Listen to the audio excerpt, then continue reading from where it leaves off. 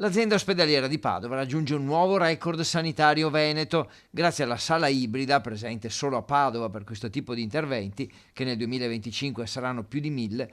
Per la prima volta i medici hanno individuato e trattato un nodulo polmonare, in pratica con un'unica seduta operatoria, individuazione, intervento e cura.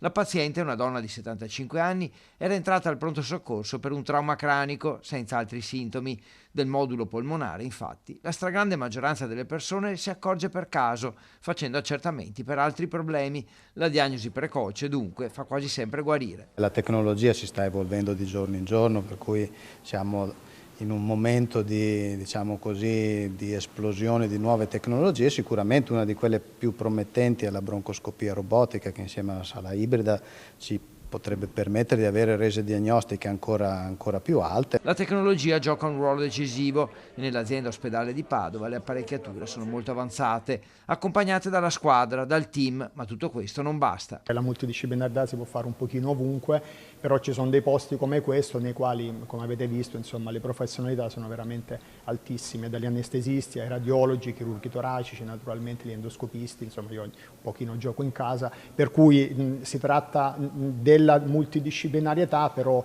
ad un certo livello, insomma, ecco, secondo me il segreto del successo è quello lì. Dal primo caso, ora le operazioni di questo tipo sono state una ventina, tutte completate con successo per i pazienti. La percentuale di guarigione, infatti, è stata del 100%.